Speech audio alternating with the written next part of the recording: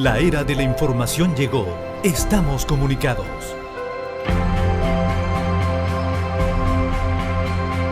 Somos hospitales y clínicas, universidades y escuelas, ayuda social y más de 60 medios de comunicación por todo el planeta.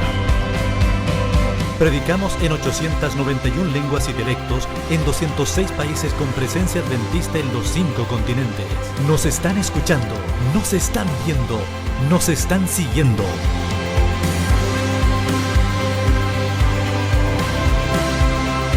Nuevo tiempo está transformando vidas. El Evangelio en la era digital. Y será predicado este Evangelio del Reino en todo el mundo, para testimonio a todas las naciones, y entonces vendrá el fin.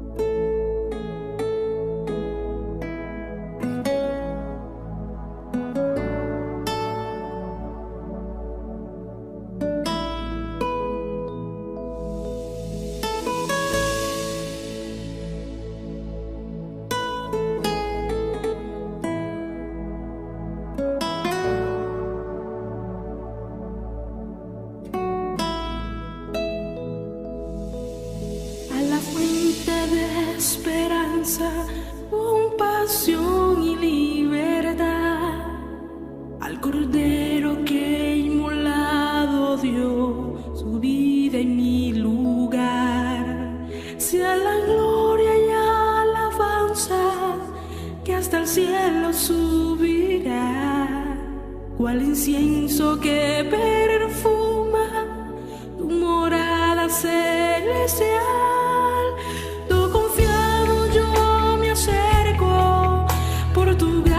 Tu amor, tu presencia me transforma, ya no tengo más temor, porque Jesús está en el santuario celestial, no hay nada que temer, mi confianza está en Él, porque Jesús está en el santuario celestial, como mi intercesor, mi abogado y mediador, espero en Él.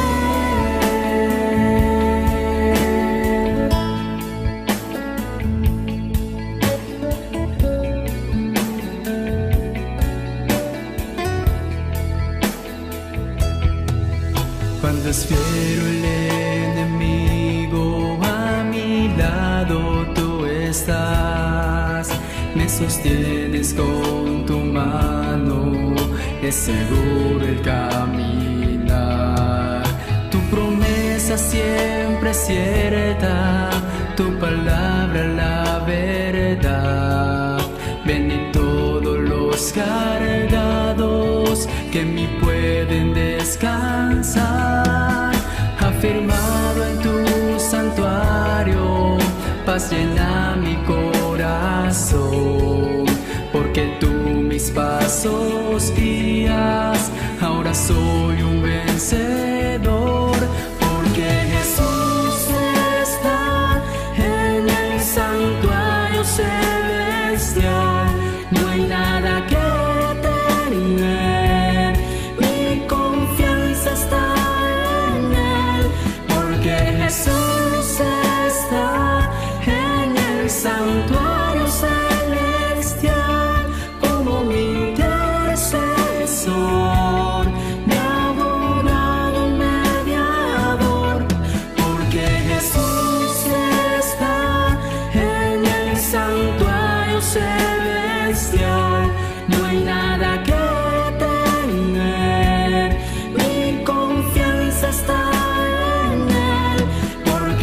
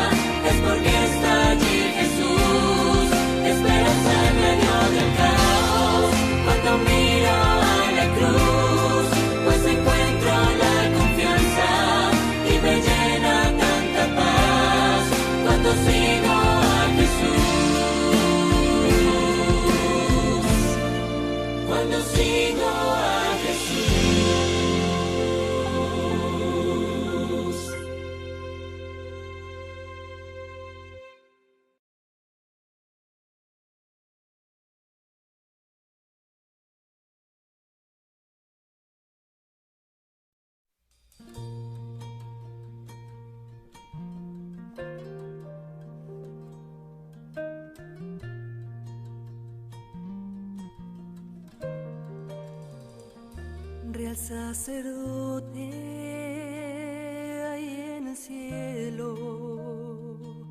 Aleluya, oh, aleluya, nuestro abogado ante el Padre eterno. En el templo hecho por Dios, detrás del velo, el lugar más santo. Aleluya, oh aleluya, investigando, limpia las faltas de aquellos que Él redimió. Mis faltas borra Él en el santuario. Me une más a Él en el santuario, en el cielo. Provee así para mí en el santuario.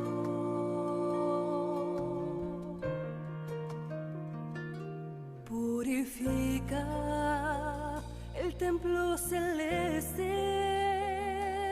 Aleluya, oh aleluya, y su venida está preparando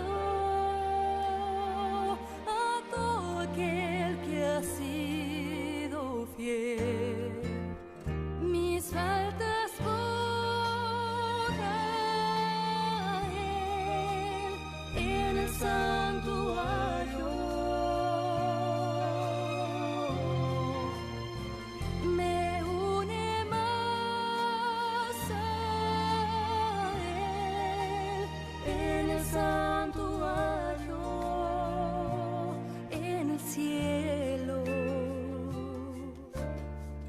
Provee así para mí en el santuario, en el trono aquel de la gracia eterna. Estaremos reunidos allí.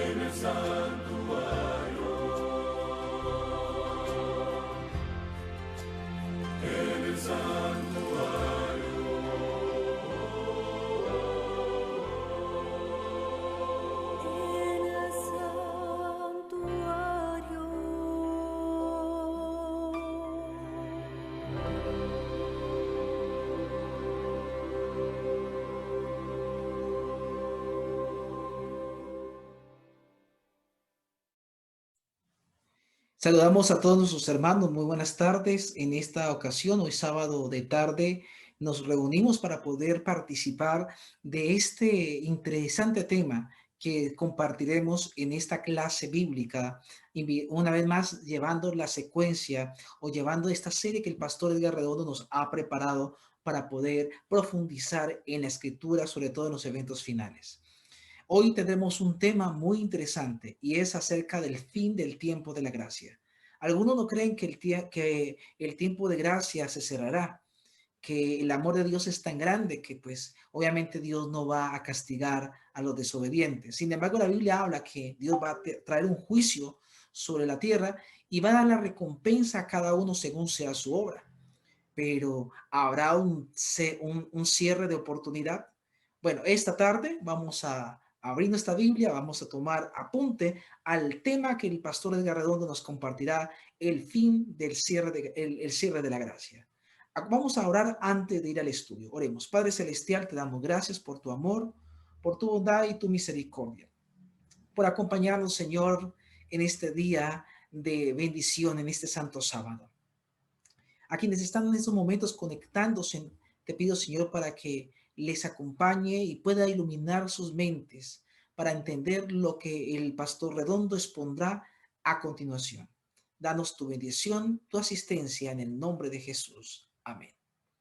Bueno, disfrutemos de esta conferencia a continuación.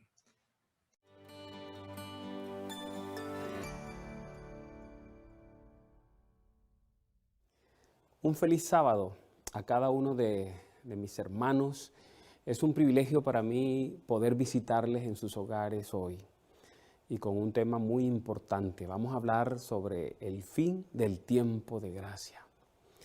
Pero quiero aprovechar este momento para darle también un abrazo de condolencias a cada uno de aquellos hermanos en el país que ha perdido a un ser querido. Que el Dios Todopoderoso pueda afirmar la esperanza de la resurrección en sus corazones.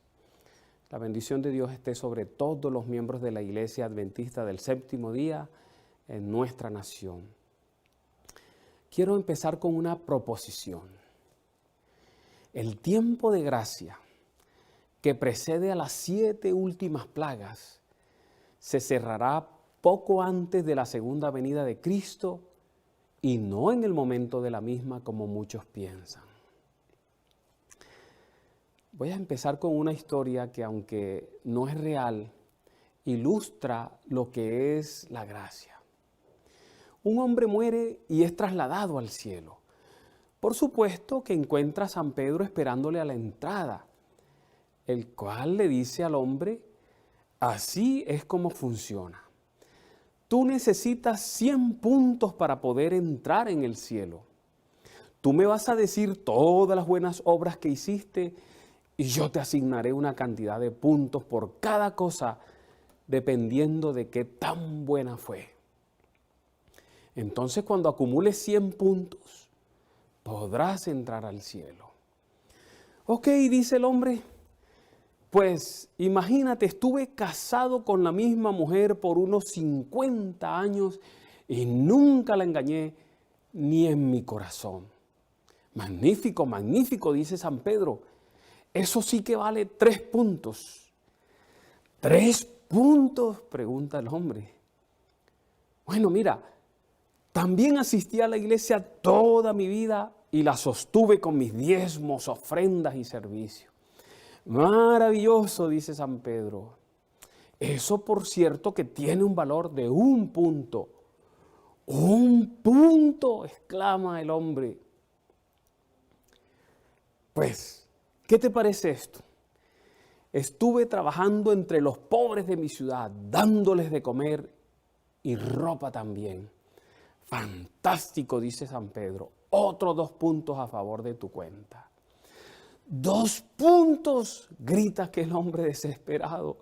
Si sigo así será solamente por la gracia de Dios que podré yo entrar al cielo.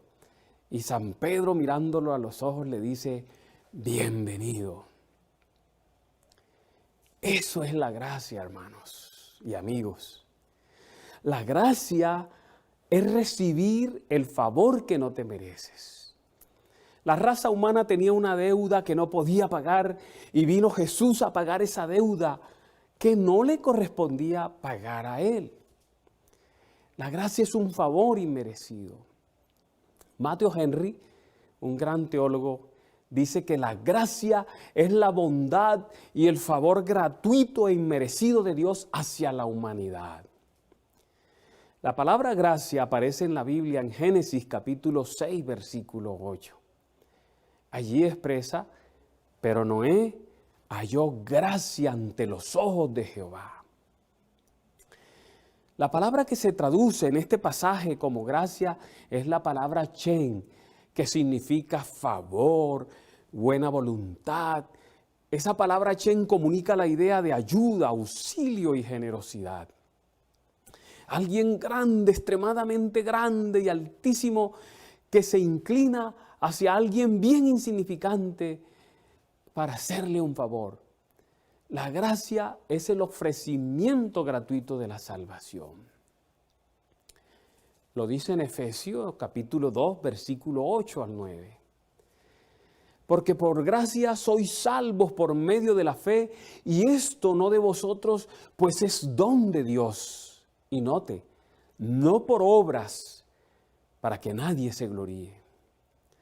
La gracia, mis apreciados, es el regalo que Dios nos hace de la salvación, aunque no la merezcamos. Lo primero que vamos a hacer es definir el fin del tiempo de gracia. ¿Saben ustedes que la manera más miserable de vivir la vida cristiana es vivirla atenazados por el temor? Algunos le tienen pánico a Dios, se sienten condenados por su santidad o amenazados por su poder. Otros creyentes sienten temor de la segunda venida, sobre todo de su cercanía, porque creen que no están preparados para ella. Hay adventistas que se sienten amenazados por el juicio investigador, pues piensan que finalmente serán condenados. La reacción ante sus temores los lleva a rechazar esas doctrinas o a tildarlas de no bíblicas o a distorsionarlas. Una de las enseñanzas de la iglesia más temida es la del cierre del tiempo de gracia. Piensan que no serán lo suficientemente impecables, lo necesariamente buenos. Piensan que no estarán listos cuando ese cierre llegue. Les garantizo que lo mejor sería entender el tiempo de gracia y cómo prepararse para su conclusión. Por eso voy a iniciar definiendo qué es el tiempo de gracia. El tiempo de gracia es el periodo que Dios nos concede para aceptar a Jesús como nuestro Salvador y ser salvos. Y el final de este es la retirada divina de la oferta de salvación. ¿Saben ustedes que después que Adán y Eva comieron del fruto prohibido, Dios les ofreció la salvación? Desde ese momento la salvación ha estado disponible para todos los seres humanos hasta ahora. Es a ese tiempo que se le denomina tiempo de gracia. Algún día se cerrará la oferta de la salvación y el tiempo de gracia quedará entonces cerrado. ¿Cuándo terminará el tiempo de gracia? Los adventistas enseñan que hay 4 asuntos que deben ser tenidos en cuenta respecto a esta pregunta. El primero, algunas personas se cierran el tiempo de la gracia cometiendo en vida el pecado imperdonable. Ellos mismos se cierran el tiempo de la gracia cometiendo el pecado imperdonable. En segundo lugar, el tiempo de gracia termina para cada ser humano cuando las personas mueren. En tercer lugar, el tiempo de gracia para una persona viva termina inmediatamente. Su nombre es tenido en cuenta en el juicio investigador cuando se abren los libros y llega a su nombre. Los adventistas de manera general creen que el tiempo de gracia terminará antes de la segunda venida de Cristo para el mundo y para todos los que estén vivos en ese momento. cuando queda concluida la obra del juicio investigador, quedará también decidida la suerte de todos para vida o para muerte. El tiempo de gracia terminará poco antes de que el Señor aparezca en las nubes de los cielos, nos dice la sierva de Dios en Evento de los Últimos Días en la página 196. Antes que se cierre la puerta de la gracia, habrá ocurrido el reavivamiento y reforma. Habrá descendido la lluvia tardía, se habrá dado el fuerte clamor, habrá ocurrido el zarandeo, se habrá dado la ley dominical, habrá ocurrido el tiempo de angustia previo, se habrá completado el sellamiento, habrá terminado el juicio investigador y el grupo de los redimidos estará completo. Después del cierre de la puerta de la gracia, inmediatamente se inicia el tiempo de angustia. Comienzan a caer las 7 plagas. Hermanos y amigos, el fin del tiempo de gracia será repentino y casi imperceptible. La profeta de Dios lo dice. Ella escribió, el fin del tiempo de gracia vendrá repentina e inesperadamente cuando menos se lo espere. Pero podemos hoy tener un registro limpio en el cielo y saber que Dios nos acepta. Eso está en el comentario bíblico, tomo 7, en la página 1000. Miremos ahora la evidencia bíblica del fin del tiempo de gracia, porque muchas personas dicen que no es un asunto bíblico. Muchas personas creen que el tiempo de gracia y su cierre es una idea que no tiene base bíblica. Voy a señalar algunos eventos bíblicos que ocurrieron en el pasado y que nos dan una vislumbre del futuro y del cierre del tiempo de gracia. Voy a empezar con el relato de Noé y el diluvio. Ustedes conocen bien la experiencia, lo han leído mucho. Saben que Noé predicó 120 años. Un día los animales entran de manera ordenada al arca y la puerta es cerrada. Es el cierre de la puerta de la gracia. El Señor Jesús, al hablar del fin del tiempo, lo compara con el evento del diluvio. Pero está también Apocalipsis capítulo 16, versículo 15, donde está escrito, he aquí que yo vengo como ladrón, bienaventurado el que vela y guarda sus ropas para que no ande desnudo y vean su vergüenza. Este pasaje, amigos y hermanos, se aplica particularmente a la forma sorpresiva en que finalizará el juicio investigador y concluirá el tiempo de gracia. A ese momento especial se refiere también la profecía de Daniel al decir allí en Daniel 12:1, en aquel tiempo se levantará Miguel, el gran príncipe que está de parte de los hijos de tu pueblo, y será tiempo de angustia cual nunca fue desde que hubo gente hasta entonces. Pero en aquel tiempo, expresa Daniel, será libertado tu pueblo, todos los que se hallen escritos en el libro. Según este pasaje, se levanta Jesús en el lugar santísimo para ponerle fin a su intercesión, al juicio investigador, para cambiar sus ropas sacerdotales por ropas reales.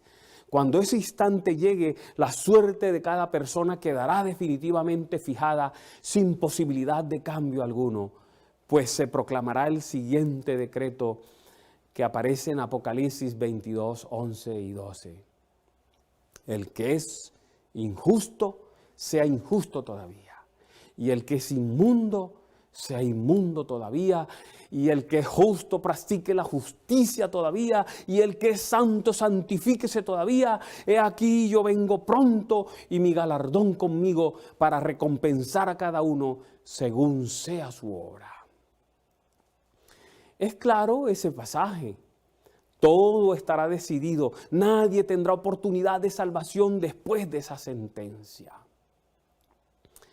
Pero hay un pasaje bíblico determinante. es Apocalipsis capítulo 15, versículos 7 y 8. Este pasaje expresa la siguiente idea. Y uno de los 4 seres vivientes dio a los 7 ángeles 7 copas de oro llenas de la ira de Dios que vive por los siglos de los siglos. Y el templo se llenó de humo por la gloria de Dios y por su poder, y nadie podía entrar en el templo hasta que se hubiesen cumplido las 7 plagas de los 7 ángeles. Este pasaje recoge información de 2 textos que se encuentran en el Antiguo Testamento. Ustedes ven, Apocalipsis dice que se llena de humo el templo, el lugar donde Jesús está haciendo la intercesión y nadie puede entrar. Pero los 2 pasajes que voy a leer a continuación, ellos muestran en qué consiste ese llenar de humo y la imposibilidad de la gente para entrar a ese lugar de intercesión. En 2 de Crónicas capítulo 7, versículo 1 al 2, dice lo siguiente. Cuando Salomón acabó de orar, descendió fuego de los cielos y consumió el holocausto y las víctimas, y la gloria de Jehová llenó la casa, y no podían entrar los sacerdotes en la casa de Jehová, porque la gloria de Jehová había llenado la casa de Jehová. Si ven que este pasaje es similar al que leímos en Apocalipsis. Solo que aquí nos dice que se trata del lugar santísimo, en el templo, en el santuario terrenal, que se llena de humo, que se llena de la gloria de Dios, y los sacerdotes no pueden hacer su tarea. Sabemos que la tarea de los sacerdotes en el santuario es la de ministrar. Ese pasaje que acabamos de leer solo dice que no podían entrar al santuario, pero el siguiente pasaje, el que leeré a continuación, dice claramente que no podían entrar y que cesaba su tarea de intercesión. Ese pasaje es 2 de Crónicas capítulo 5, versículo 13 al 14. Allí expresa: cuando sonaban pues las trompetas y cantaban todos a una para alabar y dar gracias a Jehová, y a medida que alzaban la voz con trompetas y címbalos y otros instrumentos de música, y alababan a Jehová diciendo: porque Él es bueno, porque su misericordia es para siempre. Entonces la casa se llenó de una nube, la casa de Jehová, y no podían los sacerdotes, note, estar allí ¿para qué? Para ministrar por causa de la nube, porque la gloria de Jehová había llenado la casa de Dios. El humo, la gloria de Dios, la nube, no permite que los sacerdotes sigan haciendo su tarea de intercesión. De la misma forma, en un momento de esta época que estamos viviendo, del tiempo del fin, ya nadie podrá entrar más al lugar santísimo celestial para buscar el perdón de sus pecados. La puerta de la gracia se habrá cerrado. Jesús, nuestro sumo pontífice, que hoy todavía intercede por nosotros en el santuario celestial, finalizará su obra mediadora y sacerdotal. Hay un pasaje de la Biblia que señala el momento en que ocurre ese evento.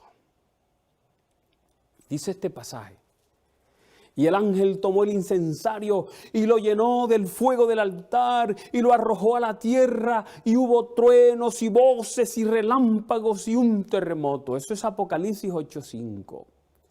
Y la sierva de Dios habla al respecto. Ella dice: vi entonces que Jesús, quien había estado oficiando ante el arca de los 10 mandamientos, dejó caer el incensario y alzando las manos exclamó en alta voz: consumado es.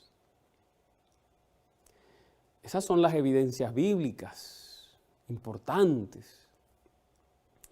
Pero tenemos también evidencias del don profético. Elena G. de White apoya claramente el punto de vista de que el tiempo de gracia se cerrará y el ministerio mediador de Cristo en el santuario celestial concluirá justo antes de que sean derramadas las últimas plagas. Tú lo puedes leer. Ella escribe: Cuando termine el mensaje del tercer ángel, la misericordia divina no intercederá más por los habitantes culpables de la tierra.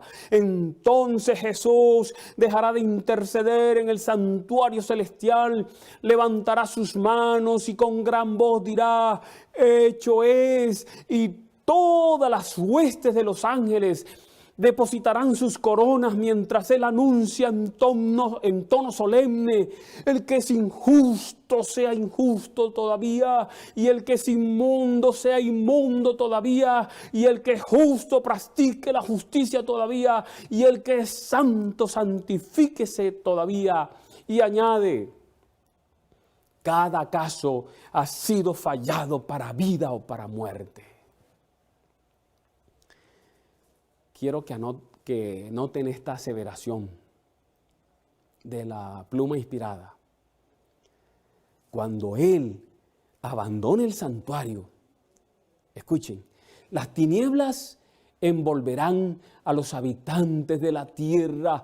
Durante ese tiempo terrible, los justos deben vivir sin intercesor a la vista del santo Dios. Nada refrena ya a los malos y Satanás domina por completo a los impíos. Conflicto de los siglos, página 600. También habla del tiempo de angustia producido por el derramamiento de las plagas que sigue inmediatamente al cierre de la gracia. Ella dice: cuando Cristo deje de interceder en el santuario, se derramará sin mezcla la ira de Dios, de la que son amenazados los que adoran a la bestia y a su imagen y reciben su marca. Las plagas que cayeron sobre Egipto cuando Dios estaba por libertar a Israel fueron de índole análoga a los juicios más terribles y extensos que caerán sobre el mundo inmediatamente antes de la liberación final del pueblo de Dios. Ahora vamos a respondernos una pregunta: ¿para qué y quién necesita un tiempo de gracia? Les voy a contar una experiencia. Uno recibe enseñanzas sencillas pero que marcan la vida para siempre. Uno de mis maestros en el doctorado contó una experiencia en clase que me hizo entender una de las más profundas verdades del plan de salvación. Contaba que él tenía un hijo en plena etapa de la adolescencia. Por lo tanto, para evitar problemas con él y su esposa convinieron colocar un horario en el que todos los miembros de la familia deberían estar en casa para dormir. Un día llegó la hora y el muchacho no apareció. Entonces él tomó la decisión de esperarlo para reclamarle su incumplimiento a un acuerdo familiar. El muchacho llegó al amanecer. Cuando el padre le reclamó, el joven lo empujó fuertemente lanzándolo al suelo. Eso era demasiado.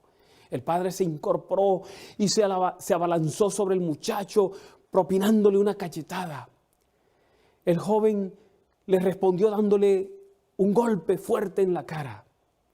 De esa manera se trenzaron en una fiera lucha en la que los golpes se hacían más fuertes y copiosos.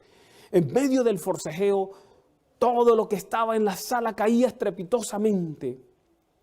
La esposa y madre, que descansaba en su cuarto, escuchó el estropicio y entonces se levantó, y cuando bajó a la sala, su corazón se estremeció al ver su hijo encima del padre propinándole una soberana paliza. Empezó a gritar pidiéndoles que pararan, se metió en medio de los dos para separarlos, recibió golpes de ambos. Cuando finalmente logró separarlos, aquel padre, herido en lo más profundo de su ser, subió al cuarto del hijo, empacó una maleta con sus pertenencias y la puso en la puerta de la casa y le gritó que se desapareciera de sus vidas para siempre.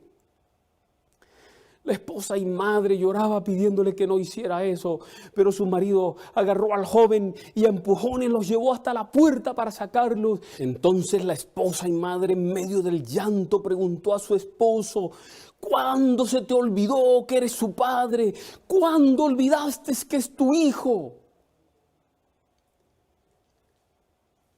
el maestro nos contó con lágrimas en sus ojos, allí delante de su esposa, porque ella estaba en el salón de clases, que esas palabras le penetraron como una espada en su corazón. Aunque su hijo lo había irrespetado, lo había ultrajado, golpeado sin misericordia, no dejaba de ser su hijo y él no dejaba de ser su padre.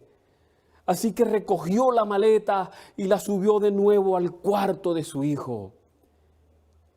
Entonces nos dijo llorando: no importa cuán mal hagan, nunca lo olviden, Dios sigue siendo su padre y ustedes siguen siendo sus hijos. Eso es la gracia. Esta es la más preciosa de las verdades del plan de salvación. Antes de la creación de la raza humana, las tres personas de la divinidad hicieron lo que se conoce como el pacto eterno. Se comprometieron a amarnos independientemente de lo que pudiera pasar. Por eso no hay nada que el ser humano pueda hacer o dejar de hacer para que Dios lo ame más. No hay nada que el ser humano pueda hacer o dejar de hacer para que Dios lo ame menos. Es un amor inquebrantable. Es un amor que nada puede cambiar. El 12 de octubre del año 2013, la torre secta del conjunto habitacional Space, situada en el Poblado, en Antioquia, se desplomó causando la muerte de 12 personas. La tragedia forzó la reubicación de 700 familias, reabriendo la discusión sobre las responsabilidades de arquitectos, ingenieros, autoridades e inmobiliarias en este tipo de proyectos, pues nunca antes en Colombia un edificio había sido demolido por fallas en la construcción. Las autoridades mandaron a desocupar las 4 torres restantes y el 23 de septiembre de 1914, en 6 segundos, 200 kilos de explosivos distribuidos en los sótanos y en los pisos superiores bastaron para derrumbar las 4 torres restantes del conjunto. El periódico local, El Colombiano, anunció la noticia en primera plana con el titular: cae un símbolo del error. Así se corrigen los errores. El pintor hace un cuadro y si el resultado no le gusta, desecha el lienzo y comienza otra vez.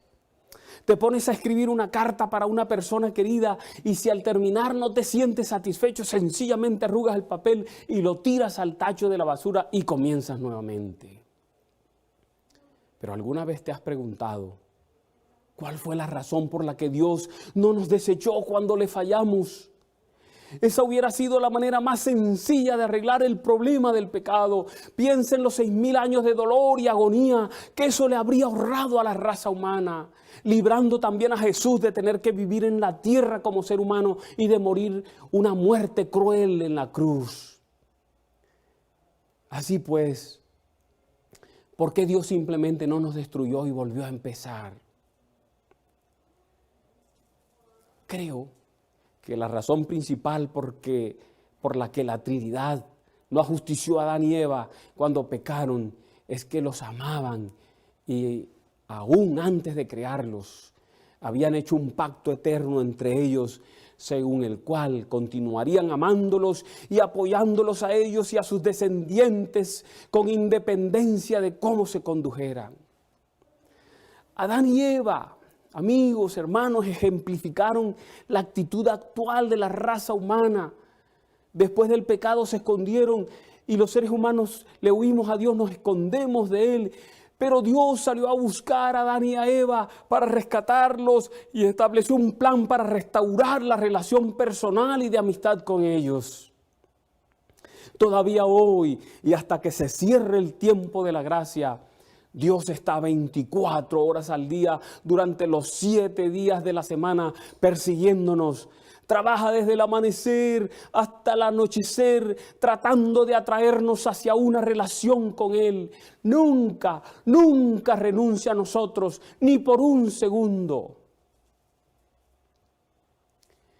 Desde el momento en que tomamos nuestro primer aliento de vida hasta que entregamos el último, Él está continuamente siguiéndonos la pista.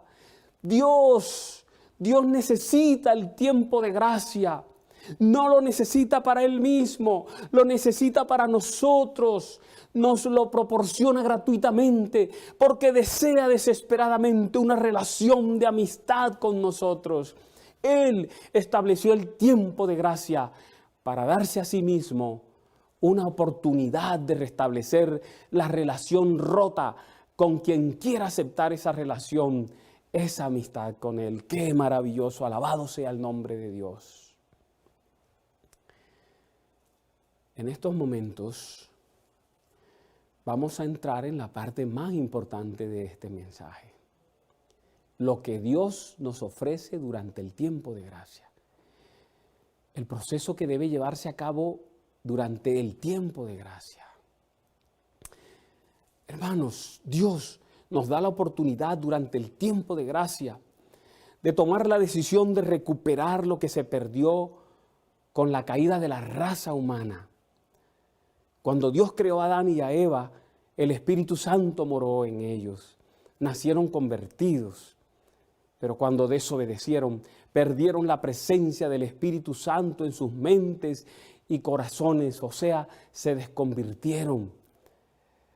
Elena White comenta que inmediatamente ellos cedieron a la tentación, su naturaleza se depravó y no tenían en sí mismos poder ni disposición para resistir a Satanás.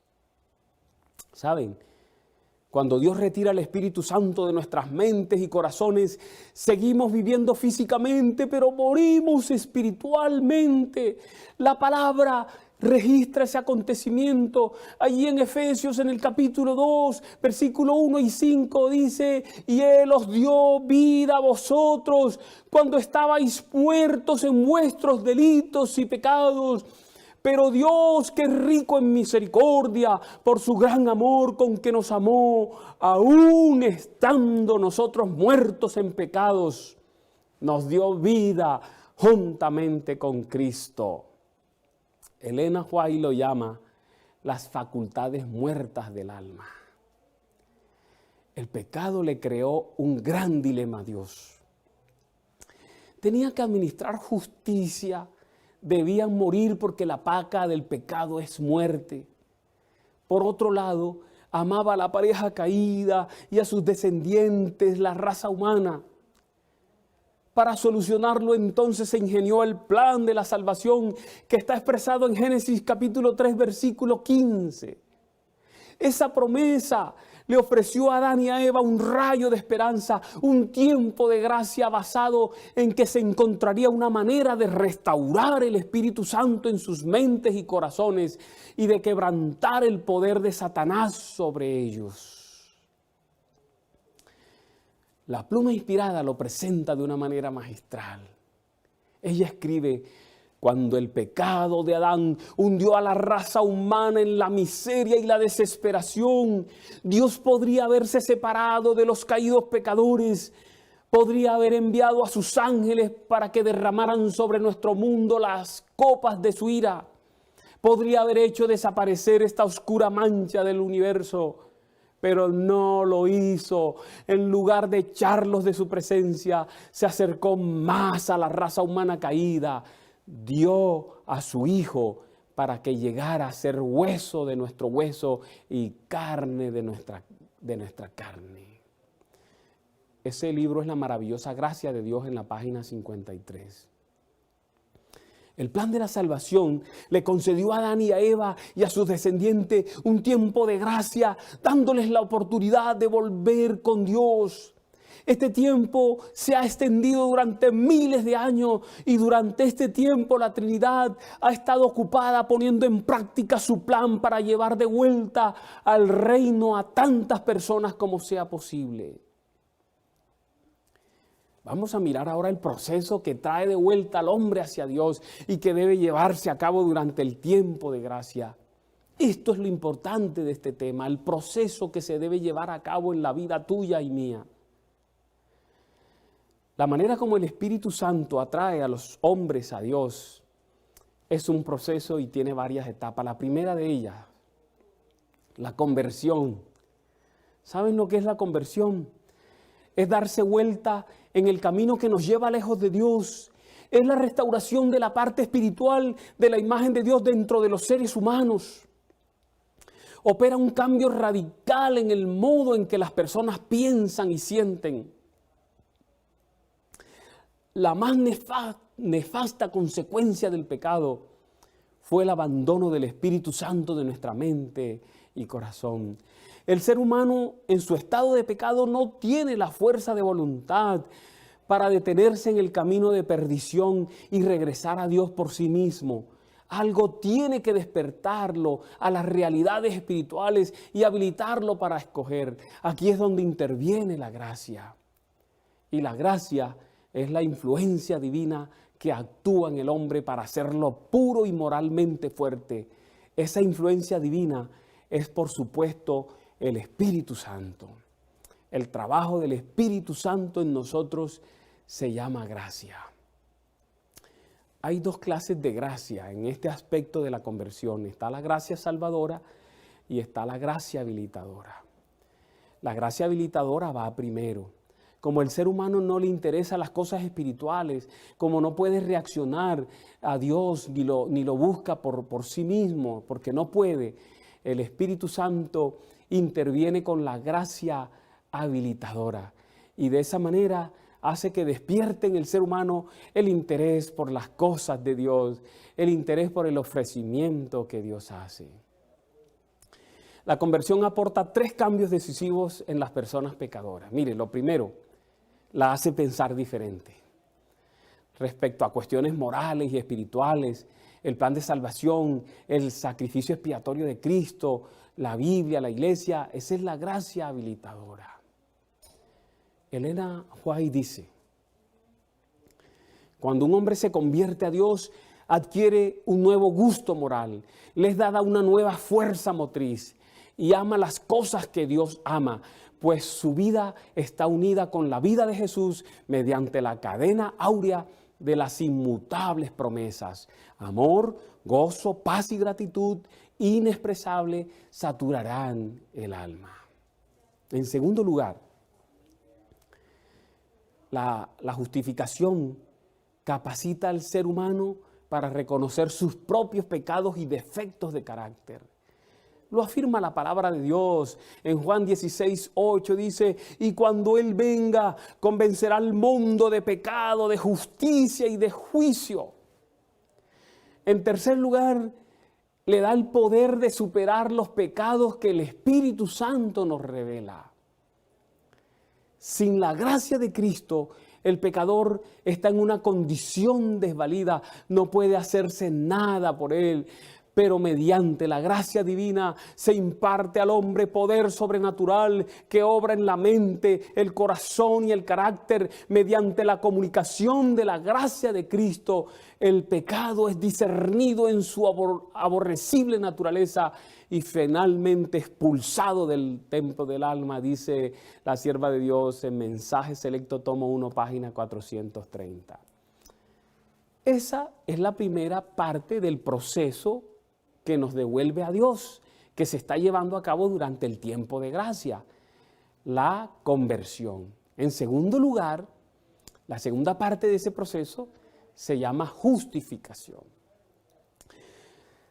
La justificación resuelve nuestro problema con Dios respecto a nuestros pecados y equivocaciones.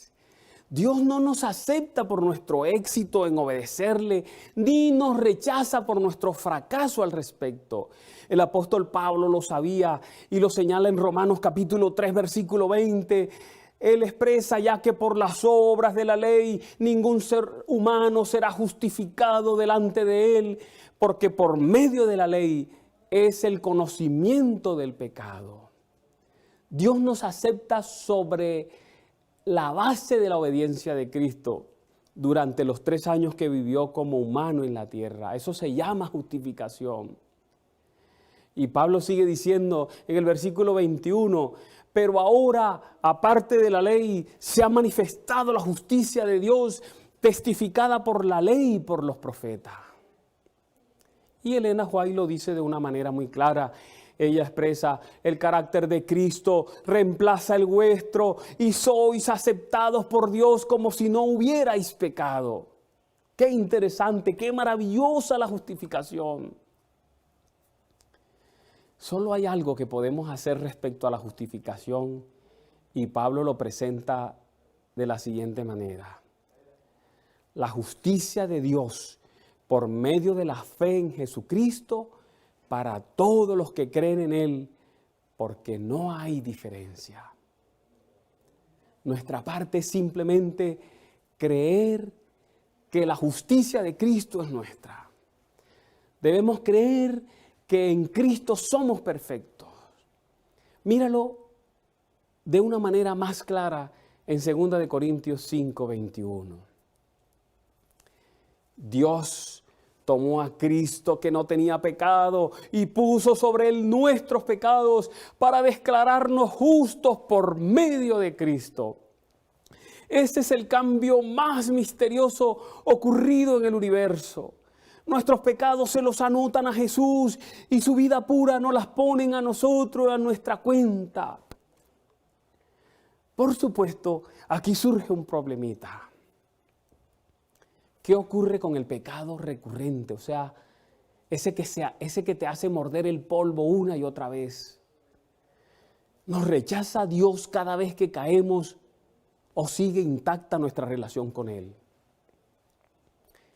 Pablo nos presenta una magnífica respuesta en Romanos 3, 23 al 24.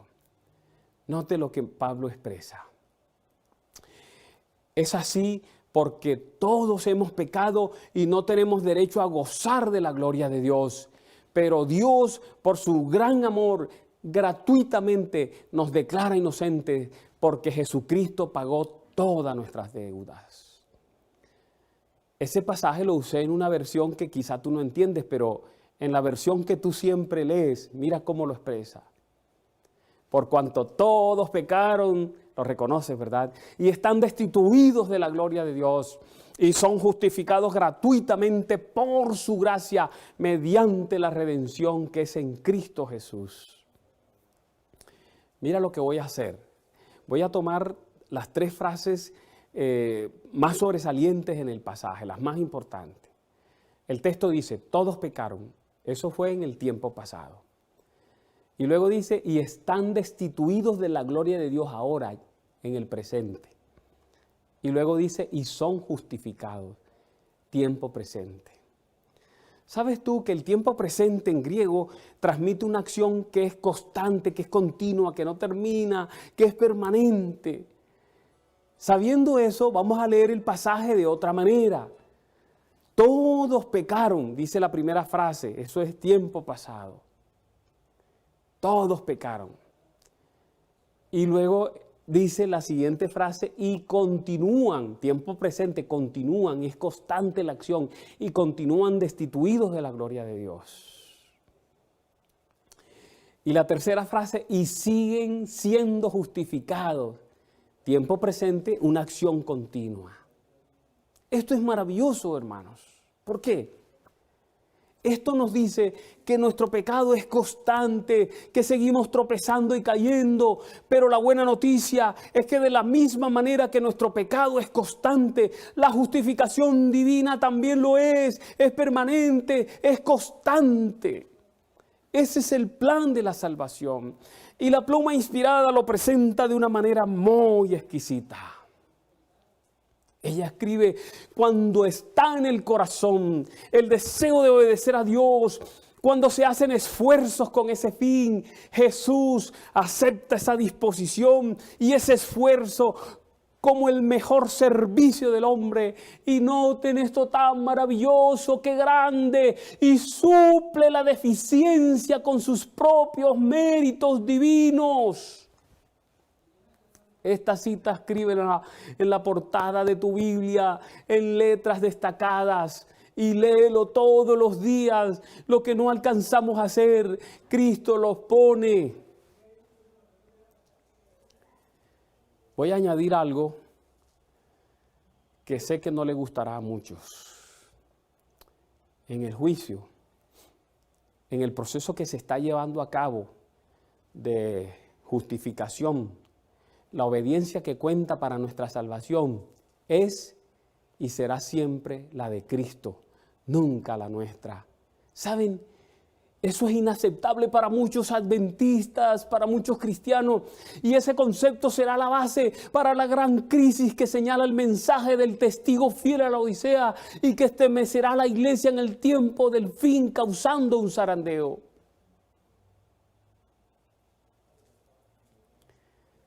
La justicia entonces es obediencia a la ley.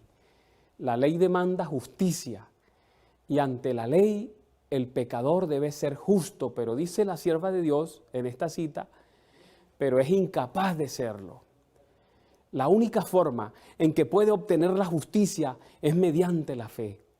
Por fe puede presentar a Dios, no la vida de Él, no sus obras perfectas, presentar a Dios, dice la sierva de Dios, los méritos de Cristo, y el Señor coloca la obediencia de su Hijo en la cuenta del pecador. La justicia de Cristo es aceptada en lugar del fracaso del hombre, y Dios recibe, perdona y justifica al alma creyente y arrepentida. La trata como si fuera justa y la ama como ama a su Hijo. De esta manera la fe es imputada a la justicia y el alma perdonada avanza de gracia en gracia, de luz a una luz mayor. Mensaje selecto, tomo 1, página 430. Pero hay un tercer elemento en el proceso: conversión, justificación y ahora santificación. Usted ha escuchado y a lo mejor ha repetido varias veces la máxima que dice: lo único que llevaremos al cielo es nuestro carácter. También debe haber leído o escuchado a un predicador utilizar esta cita estrella del don profético. Ella dice: Cristo espera con un deseo anhelante la manifestación de sí mismo en su iglesia. Cuando el carácter de Cristo sea perfectamente reproducido en su pueblo, entonces vendrá Él para reclamarlo como suyo. Evento de los últimos días, página 36. La pregunta del millón es la siguiente: ¿qué es el carácter? Aquí hay una corta pero eficiente definición para lo que estamos diciendo. Estamos hablando ahora de la santificación. Hablamos de la conversión, de la justificación y ahora estamos hablando de la santificación. Elena White escribe: los pensamientos y los sentimientos combinados constituyen el carácter moral de la persona. El carácter son nuestros pensamientos y nuestros sentimientos combinados. Eso quiere decir, hermanos, que el desarrollo del carácter requiere que experimentemos cambios en 3 niveles en nuestra vida. ¿Cuáles? Primero, cambios en nuestra forma pecaminosa de pensar. Cambios en nuestros deseos pecaminosos. Cambios en nuestra conducta pecaminosa. Y como dice la sierva de Dios, la pluma inspirada, escribe: santificación sería entonces conformidad plena con la voluntad de Dios, obediencia a sus mandamientos y a su palabra. Y no solo eso, ella añade lo siguiente, hablando de la santificación, expresa: la santidad consiste en estar permanentemente de acuerdo con Dios. Y como si fuera poco, añade algo más: la obediencia a la ley de Dios es santificación. Eso está en el libro Fe y Obras, página 87. La santificación es una obra permanente, es un proceso y es abarcante. Y Dios nos dice a través de su profeta: mientras reine Satanás, tendremos que dominarnos a nosotros mismos y vencer los pecados que nos rodean. Mientras dura la vida, no habrá un momento de descanso, un lugar al cual podamos llegar y decir: alcancé plenamente el banco. La santificación es el resultado de la obediencia, note, prestada durante toda la vida. Es un proceso permanente. Esta es la obra que el Espíritu Santo está haciendo en la vida de las personas que toman la decisión de ponerse del lado de Dios durante este tiempo, el tiempo de gracia, conversión, justificación, santificación. En eso se tiene que ocupar esta iglesia. En eso te tienes que ocupar tú, mi hermano. No te preocupes por otra cosa, solo eso. Permítele a Dios hacer esa obra en tu vida. Este proceso es necesario para ser salvo. La sierva escribe: los que vivan en la tierra, cuando cese la intercesión de Cristo en el santuario celestial, deberán estar firmes ante la mirada atenta de un Dios santo, sin un mediador. Sus vestiduras deberán estar sin mácula, sus caracteres purificados de todo pecado por la sangre de la aspersión. Por medio de la gracia de Dios y sus propios y diligentes esfuerzos, deberán ser vencedores en la lucha contra el mal, mientras prosigue el juicio investigador en el cielo, mientras los pecados de los creyentes arrepentidos son quitados del santuario. Debe haber una obra especial de purificación, de eliminación del pecado entre el pueblo de Dios en la tierra. Esta obra está presentada con mayor claridad en los mensajes de Apocalipsis 14. Eso escribió la sierva de Dios. ¿Qué vamos a ver ahora?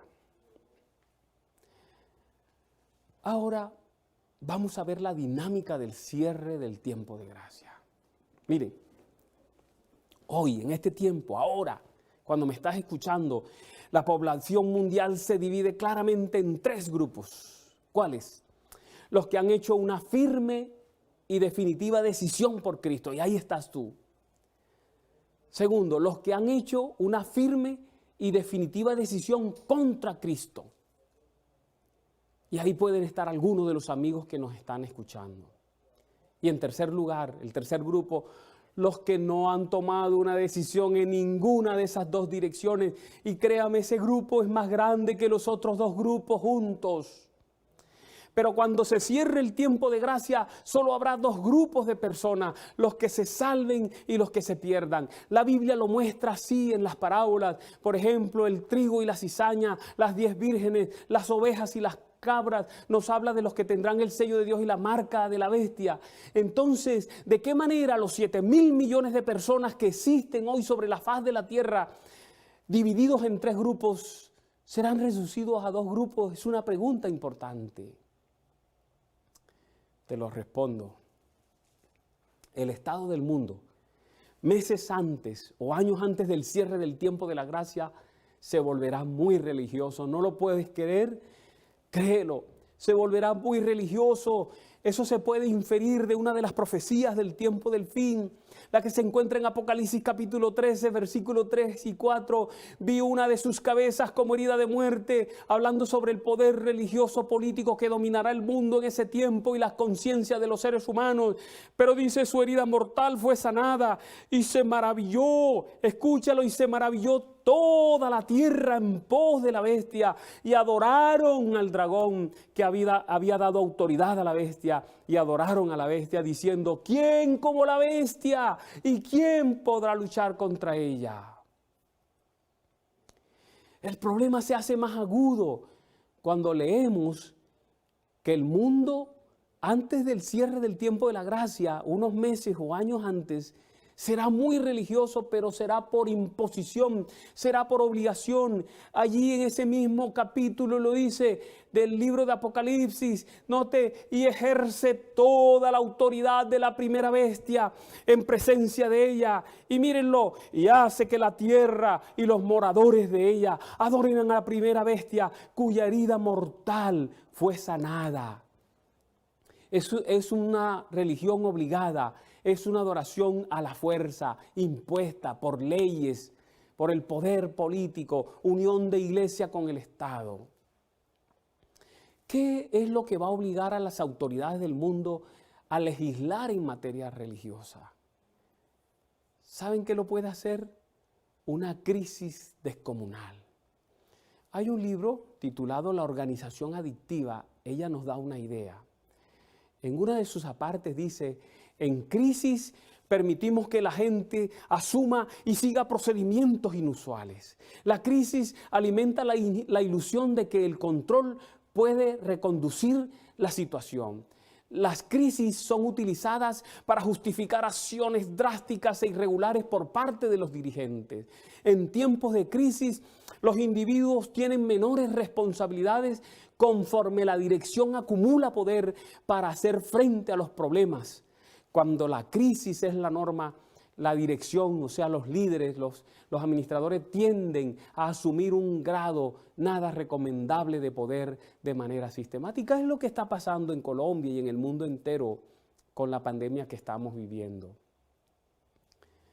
Has oído hablar de los estados de emergencia, ¿cierto? En los estados de emergencia, los presidentes, los gobiernos quedan facultados para dar leyes y hacer cuanto les plazca en gana, a veces aplastando los derechos de mucha gente. Pues antes del cierre de la gracia, el mundo se verá envuelto en una gran crisis. La palabra de Dios así lo sugiere. Cuando tú lees Lucas capítulo 21, versículos 25 y 26, dice: pasarán cosas fuera de lo común con el sol, con la luna y las estrellas, que servirán como señales. En la tierra la gente estará confusa y afligida por el fuerte rugido del mar. La gente tendrá tanto miedo que se desmayará por lo que estará pasando en el mundo, porque aún los astros temblarán.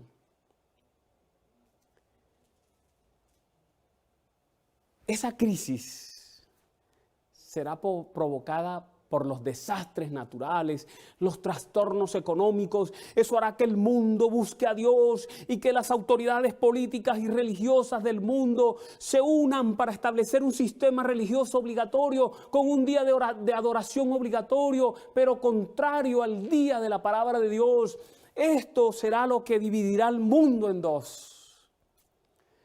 Y cuando cada quien haya tomado una posición, se cerrará el tiempo de la gracia. Vamos a revisar algunos aspectos generales del fin del tiempo de gracia. Miren, aspectos generales. El tiempo de gracia está asociado al juicio investigador. ¿Cómo? Sí. Aunque el tiempo de gracia comenzó después de la caída de Adán y Eva, y el juicio investigador comenzó en 1844, ambos están relacionados en lo que tiene que ver con el cierre de la puerta de la gracia. El juicio investigador se lleva a cabo en dos etapas. Dios nos los muestra a través del don profético. La primera parte del juicio es el juicio de los muertos. Esta primera etapa inició en 1844 y prosigue hoy, es lo que creemos. Ustedes saben que un juicio requiere un juez, un abogado, un defensor, un acusador y requiere testigos. En este juicio, el Padre es el juez, el Hijo, Cristo Jesús, es el abogado defensor, los ángeles son los testigos, pero el acusador es Satanás. ¿Saben ustedes por qué se necesita un juicio? Por eso, porque hay un acusador y hay que mostrar que el acusador no dice la verdad. Cuando se toma cada nombre de las personas fallecidas, partiendo desde Abel el justo, Satanás alega que esas personas fueron pecadoras y que no tienen ningún mérito para ser salvos. Es de esta manera que Dios utiliza los libros o sistemas de registros del cielo para que los ángeles, que son los testigos, verifiquen la vida de esas personas y cómo ellas se aferraron a la provisión del cielo al entregar a Cristo Jesús en la cruz del Calvario. Este sacrificio para una parte de la humanidad está simbolizada por los sacrificios realizados de un cordero inocente antes de la muerte del Señor Jesucristo en la cruz. Toda la gente que vivió antes. La palabra presenta el inicio de este juicio y sus actores. Está registrado en la palabra de Dios de la siguiente manera. Estuve mirando, dice el profeta Daniel, hasta que fueron puestas sillas y un anciano de gran edad se sentó, cuyo vestido era blanco como la nieve y el pelo de su cabeza como lana limpia. su silla llama de fuego, sus ruedas fuego ardiente. Un río de fuego procedía y salía de delante de él. Millares de millares le servían y millones de millones asistían delante de él. El juez se sentó y los libros se abrieron. Eso está en Daniel 7, 9 y 10. En ese texto aparece el Padre como juez. El don profético afirma e introduce a los ángeles como testigos en ese juicio. Noten cómo lo expresa ella.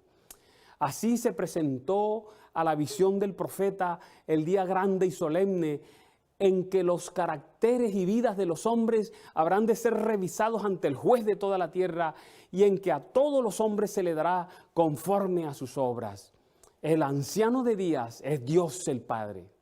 El salmista dice, antes que naciesen los montes y formases la tierra y el mundo, y desde el siglo y hasta el siglo tú eres Dios. Es el autor de todo ser y de toda ley quien debe presidir en el juicio, expresa la sierva de Dios. Y note, y millares de millares y millones de santos ángeles como ministros, y note, y testigos están presentes en este gran tribunal. El Padre es el juez, los ángeles son los testigos. Cristo es el abogado y Satanás el acusador.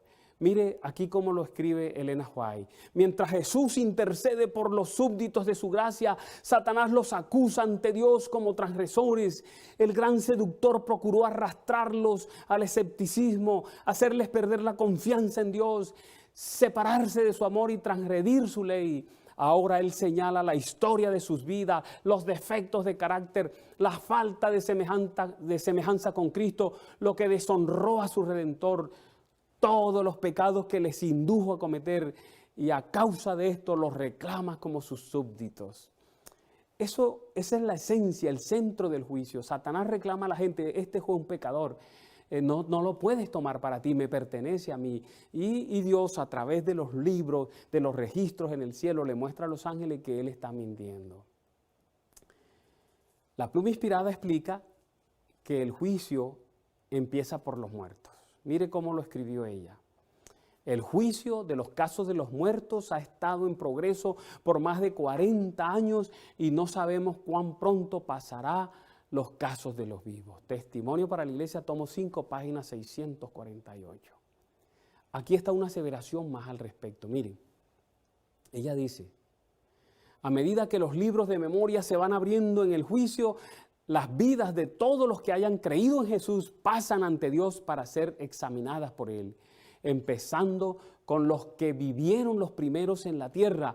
Nuestro abogado presenta los casos de cada generación sucesiva y dice, y termina con los vivos. Eso es conflicto de los siglos. Ahora hablemos del juicio de los vivos. El juicio de los muertos se viene llevando a cabo hace mucho tiempo. En algún momento terminará para los ya muertos y para quienes van muriendo, y entonces empezará con todos los que hayan hecho la decisión de aceptar a Jesús y que estén vivos.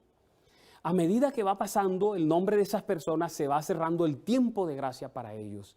¿Son ratificados en el libro de la vida y sellados o son retirados del libro? Note cómo lo dice la sierva de Dios. El juicio se lleva ahora adelante en el santuario celestial. Esta obra se viene realizando desde hace muchos años. Pronto, dice, pronto les tocará ser juzgados a los vivos. Conflicto de los siglos, página 480. Esto significa que pronto va a llegar el tiempo en que el tiempo de gracia para algunas personas se terminará antes de que se mueran. El cierre del tiempo de gracia, esa es otra generalidad, será puntual o histórico, o sea, ocurrirá en una fecha histórica, es decir, en un momento de la historia, antes que caigan las plagas sobre la tierra, cuando haya terminado el juicio investigador, cuando cada persona haya tomado una decisión respecto a Cristo, se cerrará el tiempo de gracia para la humanidad entera. Esto lo señala la Biblia. La palabra de Dios dice, y el ángel tomó el incensario y lo llenó del fuego del altar y lo arrojó a la tierra, y hubo truenos y voces y relámpagos y un terremoto. Apocalipsis 8:5. De manera más clara lo dice en Apocalipsis 22:11, el que es injusto sea injusto todavía, y el que es inmundo sea inmundo todavía, y el que es justo practique la justicia todavía, y el que es santo santifíquese todavía. Ocurrirá cuando ya no haya una sola persona para salvar. Cuando cada ser humano haya tomado una decisión en favor o en contra de Cristo, entonces todo se prepara para el gran tiempo de angustia. Se cierra el tiempo de gracia y viene el tiempo de angustia. Pero otra generalidad del juicio es que, del tiempo de gracia más bien, es que el cierre del tiempo de gracia será un proceso, será un evento histórico, puntual, va a ocurrir en una fecha determinada, Dios cierra el tiempo de la gracia. Pero también será un proceso. ¿Cómo así? Para aquellas personas que viven sobre la tierra, cuyos nombres sean tomados en el juicio investigador, se cierra el tiempo de gracia de forma personal, de manera individual, y queda sellado para perdición o para salvación. Pero no todas las personas harán su decisión al mismo tiempo. Algunas personas tomarán su decisión a favor o en contra de Dios antes que otras. Por eso el cierre del tiempo de gracia acontecerá a lo largo de un periodo, será un proceso. Elena White presentó esta idea de una manera muy clara en la cita que les voy a leer a continuación y que ustedes pueden leer también. El momento de los castigos destructores de Dios es el tiempo de misericordia para los que no tienen oportunidad de saber la verdad.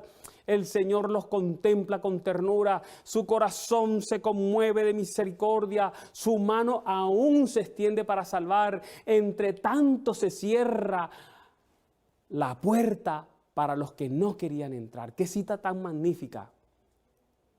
Esta cita deja ver que el tiempo de gracia que está cerrado para algunos sigue abierto para otros. ¿Entienden? Se cierra el tiempo de gracia, pero hay personas ya en el tiempo final, por la predicación, por la fuerte predicación, personas que no habían oído, que escucharán. Y Dios, aunque el tiempo de gracia está cerrado, para muchos, para estos, está abierto. Hay oportunidad para ellos. Y hay una pregunta del millón que vamos a hacer ahora. ¿Quién cerrará el tiempo de gracia? Lo lógico es pensar que si Dios ofreció el tiempo de gracia, sea Él quien lo cierre. Pero saben, realmente el tiempo de gracia no se cerrará mediante una decisión arbitraria por parte de Dios. La santa palabra en 2 de Pedro capítulo 3 versículo 9 nos deja ver los sentimientos divinos respecto a los pecadores. Dice ese pasaje, el Señor no retarda su promesa, según algunos la tienen por tardanza, sino que es paciente para con nosotros, no queriendo que ninguno perezca, sino que todos procedan al arrepentimiento. ¡Qué texto tan maravilloso! Es el sentimiento de Dios. Y en 1 de Timoteo capítulo 2 versículo 4 dice, el cual quiere que todos los hombres sean salvos y vengan al conocimiento de la verdad. Entonces cada ser humano cerrará su tiempo de gracia de acuerdo a la decisión que haya hecho respecto a Cristo y la verdad. Lo que hará Dios sencillamente es reconocer de manera pública que cada ser humano ha tomado su propia decisión. Dios se ocupará de que todo ser humano sobre la tierra comprenda los asuntos en juego lo bastante claramente como para tomar una decisión a favor o contra Él. Elena White lo escribe en El conflicto de los siglos, en la página 591, ella dice, cada cual tendrá la luz necesaria para tomar una resolución consciente. Amigos y hermanos, el tiempo de gracia no concluirá hasta que usted y yo y todos los demás seres humanos hayamos efectuado una elección definitiva e irrevocable acerca de a cuál de los dos grupos mencionados nos uniremos. Ahora quiero hablarles del fin del tiempo de gracia, del mundo como mundo. El mundo, esta tierra, la tierra, todo el que habita en ella y la tierra de manera global. Miren, es increíble, la Biblia nos muestra que Dios concede su tiempo de gracia a ciudades y naciones, así como al mundo entero. La pluma inspirada, ella escribió, Dios da a las naciones un determinado tiempo de gracia. ¿Sí ven eso? Les envía luz y evidencias que las salvarían si las recibieran. Pero si las rechazan, como los judíos rechazaron la luz, pronto caerán sobre ellas la indignación y el castigo. Si los hombres rehúsan recibir la gracia y escogen las tinieblas antes que la luz, cosecharán los resultados de su elección. Así como el pueblo de Israel, ven, así como el mundo en el tiempo del diluvio. Vamos a mirar ejemplos del pasado que nos arrojan luz para el futuro, y para el presente y el futuro. Por ejemplo, hablemos del mundo y del grupo global, de la tierra como tal. En el pasado, Dios terminó el tiempo de gracia para la tierra. ¿Cuándo? En el tiempo del diluvio universal. Hace más o menos 4.500 años Dios cerró el tiempo de gracia para el mundo entero. Está escrito en el libro de Génesis: y vio Jehová que la maldad de los hombres era mucha en la tierra, y que todo designio de los pensamientos del corazón de ellos era de continuo solamente el mal. Y se arrepintió Jehová de haber hecho hombre en la tierra, y le dolió en su corazón. Y dijo Jehová: raeré de sobre la faz de la tierra los hombres que he creado, desde el hombre hasta la bestia y hasta el reptil y las aves del cielo, pues me arrepiento de haberlos hecho. Esto nos muestra que al comienzo de los 120 años de la predicación de Noé, Dios cerró el tiempo de gracia para el mundo como mundo. Hay cosas que podemos aprender de este incidente. Cuando Dios pronuncia sentencia condenatoria sobre un grupo por causa de su maldad, les está cerrando el tiempo de la gracia. Eso podemos aprender del diluvio. En segundo lugar, aprendemos Dios no aplica el castigo de manera inmediata. Ustedes recuerdan, antes de los 120 años cerró el tiempo de gracia y pasaron 120 años de predicación. Luego cerró la puerta del arca. Terminó el tiempo de gracia para el grupo, para el mundo de esa época, pero no para los individuos. Ellos tenían la oportunidad. La puerta de la gracia seguía abierta hasta cuando se cerró la puerta del arca. Noé, su familia, pudieron entrar. Y por último, del diluvio aprendemos que cuando llega la destrucción, Dios salva a su pueblo y a quienes se hayan arrepentido. Entró Noé y su familia, el resto se quedó. Saben que la Biblia nos muestra que Dios le da un tiempo de gracia también a las ciudades. Hay varios casos en la Biblia, pero se destaca el caso de Sodoma y Gomorra, allá en Génesis 18, 20 al 21.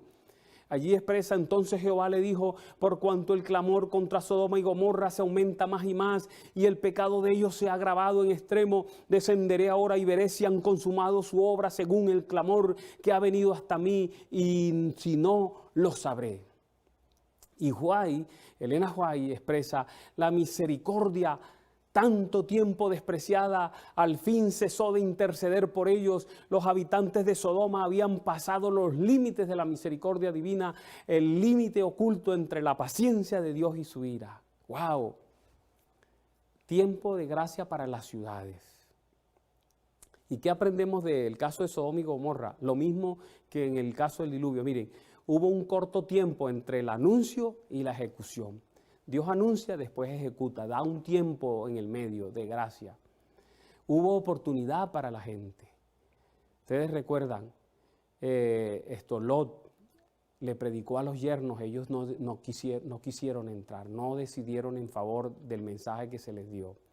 Y cuando ya todos decidieron, se salvaron unos, se perdieron otros, vino la destrucción.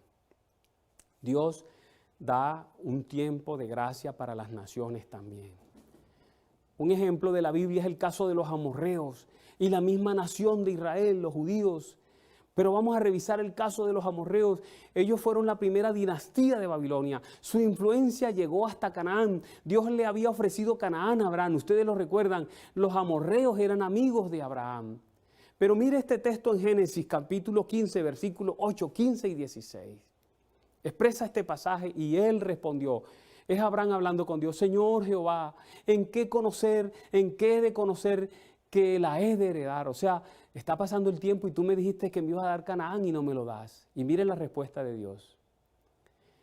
La respuesta de Dios dice: mas también a la nación a la cual servirán juzgaré yo un juicio, y después de esto saldrán con gran riqueza, y tú vendrás a tus padres en paz, y serás sepultado en buena vejez, y en la cuarta generación volverán aquí a Canaán, porque aún no ha llegado a su colmo la maldad del amorreo hasta aquí.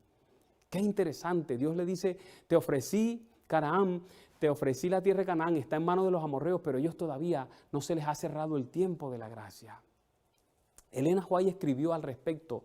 Ella escribió, cuando el rey amorreo rehusó lo pedido con cortesía y en señal de desafío reunió a sus ejércitos para la batalla, se colmó la copa de la iniquidad de ese pueblo y ahora Dios iba a ejercer su poder para derrocarlo. Ustedes recuerdan, el pueblo de Dios le pidió permiso a los amorreos para pasar por su tierra y ellos lo atacaron. Se acabó el tiempo de la gracia para ellos. Pero en este mundo moderno, ¿cerrará Dios alguna vez el tiempo de gracia? Para algunas ciudades se cierra. Y para naciones se cierra. Les voy a hablar solo de una nación. De la misma manera como Dios cerró el tiempo de gracia en el pasado para los amorreos, Dios cerrará el tiempo de gracia para los Estados Unidos de Norteamérica cuando ellos den la ley dominical. ¿Dónde lo dice? Míralo. Para obtener la popularidad y apoyo, los legisladores cederán a la demanda de una ley dominical. Por el decreto que imponga la institución del papado en violación a la ley de Dios, nuestra nación, dice Elena G. White, se separará completamente de la justicia, como el acercamiento de los ejércitos romanos fue para los discípulos una señal de la inminente destrucción de Jerusalén. Note, esta apostasía podrá ser para nosotros, para los Estados Unidos de Norteamérica, una señal de que se llegó al límite de la tolerancia de Dios. La ley dominical dada por los Estados Unidos de Norteamérica cerrará su tiempo de gracia para la nación. El pueblo de Dios, hermanos, debe prepararse para el cierre de la gracia. Si estás preparado para el cierre de la gracia, estarás preparado para la segunda venida. Estamos viviendo en el tiempo del fin, desde hace mucho tiempo. Pronto llegará el fin del tiempo, que es diferente, cuando se cerrará la puerta de la gracia para este mundo, una vez más como en el diluvio. Habrá un tiempo desde el cierre de la gracia hasta la segunda venida de Jesús. El tiempo de gracia termina primero, la segunda venida de Jesús es después. Después del cierre del tiempo de gracia se derraman las 7 plagas. Vendrá entonces la destrucción final, mientras los seres humanos deciden en qué grupo se ubican en medio de los juicios divinos que están cayendo. Lo dice Apocalipsis 14, del 1 al 4. Y después de estas cosas vi 4 ángeles que estaban sobre los 4 ángulos de la tierra, deteniendo los 4 vientos de la tierra para que no soplase viento sobre la tierra, ni sobre la mar, ni sobre ningún árbol. Y vi otro ángel que subía del sol, del nacimiento del sol, teniendo el sello de Dios vivo, y clamó con gran voz a los 4 ángeles, a los cuales era dado hacer daño a la tierra y a la mar, diciendo: no hagáis daño a la tierra, ni al mar, ni a los árboles, hasta que señalemos a los siervos de nuestro Dios en su frente. Y hoy el número de los señalados, 144,000 señalados de todas las tribus de los hijos de Israel. ¿Qué significa este pasaje? Este pasaje nos está mostrando el momento en que el tiempo de gracia está cerrado para el mundo como mundo, pero el Señor dice: detengan toda la angustia, detengan los juicios, mientras se completo todavía un grupito que me hace falta por sellar. Cada persona debe decidir individualmente, y cuando ya no haya nadie más por tomar una decisión, Dios entonces hará la declaratoria de Apocalipsis 22:11: y el que es injusto sea injusto todavía, y el que es inmundo sea inmundo todavía, y el que es justo siga practicando la justicia, y el que es santo siga santificándose más aún. Si queremos, hermanos, pasar ilesos en la gran crisis final, necesitamos entender muy bien 3 verdades. Primero, la verdad espiritual. Segundo, la verdad personal. Y tercero, la verdad doctrinal. ¿En qué consisten? Veamos, lo primero, la verdad espiritual. Durante el tiempo de gracia, tu tarea es ocuparte de amistarte con Dios. Esa es la preparación más importante que un ser humano puede llevar para la crisis final y para el cierre del tiempo de gracia. Relación con Dios, estudio de la Biblia, oración, trabajo con el Señor, bendición en su iglesia. Esa es la verdad espiritual. En segundo lugar, la verdad personal. La crisis final demandará de nosotros un alto nivel de madurez cristiana. Y enfrentar nuestros defectos de carácter contribuye a aumentar esa madurez. Quise tener esta cita del don profético. Dios espera que edifiquemos nuestros caracteres de acuerdo con la norma que Él nos ha dado. Debemos colocar ladrillo sobre ladrillo, añadiendo gracia sobre gracia, descubriendo nuestros puntos débiles y corrigiéndolos de acuerdo con la dirección dada. Cuando se advierte una resquebrajadura en las murallas de una mansión, sabemos que hay algo malo en el edificio. Y dice la sierva, en la edificación de nuestro carácter a menudo se ven resquebrajaduras. A menos que remediemos esos defectos, la casa caerá cuando la tempestad de la prueba la azote. Maravillosa gracia de Dios, página 112. Y la tercera verdad es la doctrinal. Todas nuestras creencias son vitales, las 28. Pero a medida que se acerca la crisis final, la comprensión cabal de dos de ellas será decisivo en mantenernos firmes y fieles a pesar de la crisis. ¿Cuáles son esas? Es mejor que lo diga la sierva de Dios. Ella lo escribió. Mire cómo lo escribió. Merced, ojo, a los dos errores capitales. Aquí están. Primero, el de la inmortalidad del alma. Segundo, y el de la santidad del domingo. Satanás prenderá a los hombres en sus redes. Mientras aquel forma la base del espiritismo, la inmortalidad del alma, o sea, domingo como día de reposo, crea un lazo de simpatía con Roma. Estas cosas son vitales para el fin del tiempo. Tienes que entender bien el estado de los muertos. Tienes que entender bien el asunto del sábado y domingo. Apreciados hermanos y amigos, que Dios nos guarde en su divino amor. Que podamos estar preparados para el fin del tiempo de gracia. Afiancemos nuestra decisión de servir a Dios cada noche al acostarnos, cada día al levantarnos. Aprovecho para hacer un llamado a las personas que en este país y en el mundo fueron adventistas y por algún motivo se retiraron. Hermanos queridos, es tiempo de volver, es tiempo de regresar antes que sea demasiado tarde. Y a quienes son amigos de esta iglesia, es tiempo de decidirse completamente por Dios. No es tiempo de vacilar. El enemigo acecha, la muerte acecha. Lo más terrible que le puede acontecer a un ser humano es morir sin haber tomado una decisión por Dios. Y la muerte está por ahí, en las puertas de nuestras casas con lo que estamos viviendo. No des más vuelta. Acepta a Jesús como Salvador personal e inicia una vida de servicio para Él a través del santo bautismo. Un abrazo fraternal para todos. La bendición de Dios para este tiempo que sigue. Jehová te bendiga y te guarde. Jehová haga resplandecer su rostro sobre ti y tenga de ti misericordia. Jehová alce sobre ti su rostro y ponga en ti paz. Vamos a orar. Poderoso Señor, sin lugar a dudas, sin la ayuda de tu Espíritu Santo no vamos a salir adelante. Por eso pedimos que nos tomes de la mano, nos guíes en medio de estos tiempos difíciles y que nos salves, que nos salves. Que cuando el tiempo de gracia se cierre, nuestra situación esté definida contigo para salvación y para eternidad. Bendice tu iglesia en esta semana, en el nombre de Cristo Jesús. Amén. Amén.